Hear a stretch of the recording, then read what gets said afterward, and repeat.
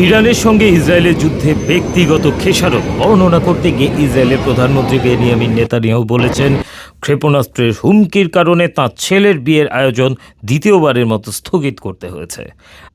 আর এমন কথা বলে ইসরায়েলের তীব্র সমালোচনার মুখে পড়েছেন নেতানিয়াহু। ইসরায়েলের পার্লামেন্ট সদস্য গিলাদ করিব এক্সে লিখেছেন, ইসরায়েলে এমন অনেক পরিবার রয়েছে যাদের এখন আর কোনো দিন বিয়ের আনন্দ উদযাপন করার সুযোগ হবে না, যা একসময় হওয়ার কথা ছিল। ফিলিস্তিনের গাজা উপত্যকায় জিম্মি থাকা এক ইসরায়েলির বাবা ইহুদা কোহেন বলেন, তার ছেলে বিয়ে করা তো দূরের কথা, নিঃশ্বাসও নিতে পারছে না, সে দিনের আলো দেখতে পারছে না। গত ২০ মাসের বেশি সময় ধরে সে মৃত্যুর মুখোমুখি অবস্থায় রয়েছে। এদিকে উত্তর কোরিয়ার রাজধানী পিয়ংইয়ংয়ের সুনান থেকে উত্তর পশ্চিম দিকে 10টির বেশি রকেট নিক্ষেপ করা হয়েছে।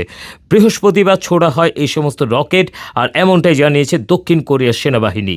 এদিকে দক্ষিণ কোরিয়ার ইংরেজি সংবাদপত্র কোরিয়া হেরাল্ডের প্রতিবেদনে বলা হয়েছে, উত্তর কোরিয়ার রকেট ছোড়ার ঘটনাটি ঘটেছে মূলত দক্ষিণ কোরিয়া, যুক্তরাষ্ট্র ও জাপানের মধ্যে বুধবার অনুষ্ঠিত একটি ত্রিপাক্ষিক আকাশ মহড়ার পরপর।